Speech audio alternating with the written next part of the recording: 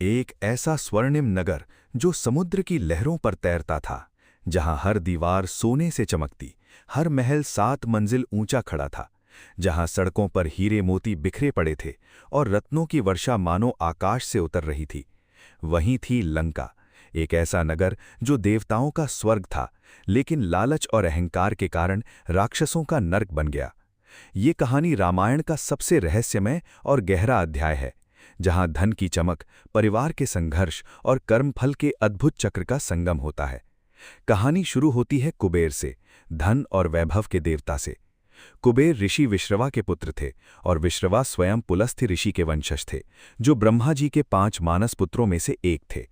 विश्रवा की 2 पत्नियां थीं, इलाविदा जो ब्राह्मण कुल से थी और कैकसी जो राक्षस राजा सुमाली की पुत्री थी। इलाविदा से जन्मे कुबेर शांत, तपस्वी और दानवीर स्वभाव के थे, जबकि कैकसी से जन्मे रावण, कुंभकर्ण, विभीषण और शूरपणखा में राक्षसी रक्त का उग्र प्रभाव था। कुबेर का जन्म ही धन और समृद्धि के साथ हुआ था।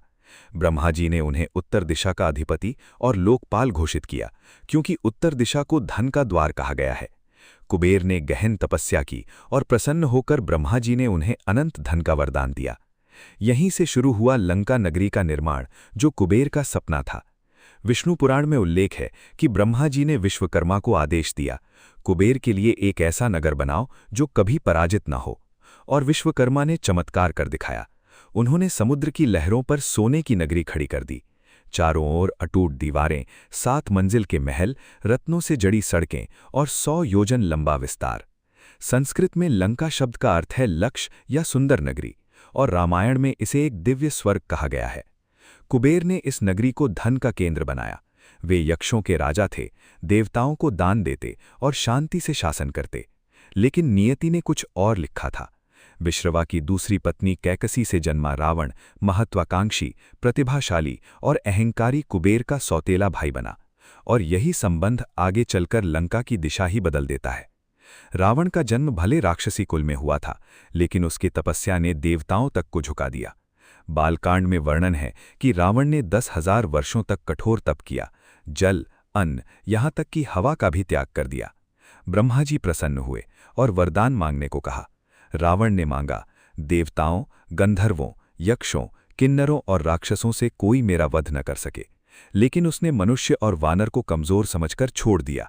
यही उसकी सबसे बड़ी भूल थी, क्योंकि उसी मानव रूप में भगवान राम ने उसका अंत किया। वरदान ने रावण के अहंकार को आकाश से भी ऊंचा कर दिया। अब उसकी नज़र कुबेर के धन और लंका पर थी। विष्णु पुराण बताता है कि रावण ने पहले यक्षों पर हमला किया, कुबेर की सेना को पराजित किया और पुष्पक विमान छीन लिया, जो कुबेर का सबसे प्रिय विमान था। फिर उसने कुबेर को युद्ध के लिए ललकारा।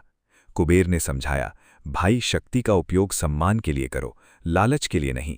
शिव ने कैलाश को बल से नहीं, विनम्रता से प्राप्त किया। लेकिन रावण ने न सुना। युद्ध हुआ और राक्षसों ने यक्षों को कुचल दिया। अंततः रावण ने लंका छीन ली, पर भाई के प्रति कुछ दया दिखाते हुए कुबेर को जाने दिया, लेकिन धन और वैभव छोड़ने को मजबूर कर दिया। कुबेर अलकापुरी लौट गए और लंका का स्वर्ण सिंहासन अब रावण का हो गया। पर रावण ने लंका की आत्मा बदल दी। जहां पहले दान, धर्म और शांति का राज्य था, अब वहां अहंकार, अत्याचार और अधर्म का साम्राज्य था। विभीषण ने रावण को चेताया, धन और शक्ति क्षणिक है, धर्म ही स्थायी है। लेकिन रावण ने उसकी बात अनसुनी कर दी। लंका अब सोने में ढली, पर भीतर से जलती हुई नगरी बन गई। और फिर आया वो क्षण जिसने इतिहास बदल दिया। सीताहरण, हनुमान द्वारा लंका दहन और राम रावण युद्ध, इन सब ने लंका की चमक को राख में बदल दिया। जब रावण का अहंकार तीर के सामने झुका, तो लंका फिर से विभीषण को सौंपनी गई, धर्म के अधीन, न कि लालच के। शिव पुराण में कहा गया है, लंका विश्वकर्मा की अद्भुत रचना थी, पर रावण के अहंकार ने उसे भस्म कर दिया। आज श्रीलंका में अशोक वाटिका जैसे निशान उस सुनहरी नगरी की गवाही देते हैं, जो कभी समुद्र पर तैरती थी। अहंकार चाहे कितना भी चमके, अंत में राख बन जाता है। जय श्री राम।